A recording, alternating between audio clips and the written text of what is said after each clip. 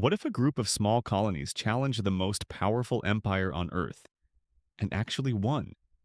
This is the incredible story of how the United States was born. In the 1700s, America was not a country. Instead, it was made up of 13 colonies controlled by Great Britain. The colonists were British citizens, but they had one major problem.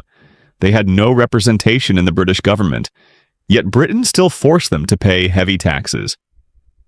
This created the famous protest, "No taxation without representation." Things became worse after the French and Indian War.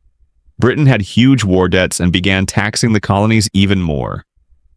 Laws like the Stamp Act and Tea Act angered the colonists. In 1773, protesters dumped British tea into the harbor during the Boston Tea Party.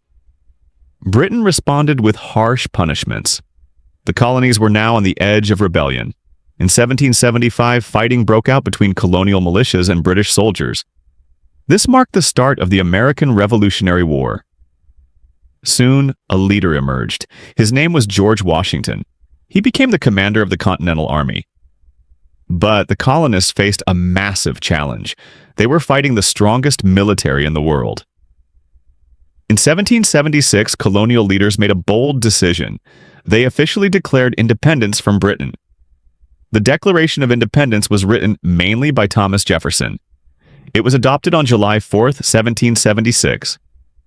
From that moment, the colonies were no longer British. They were now fighting to create a new nation. At first, the war did not go well for the colonists, but then something changed. France decided to support the Americans against Britain. With French help, the colonial army finally defeated the British in 1781.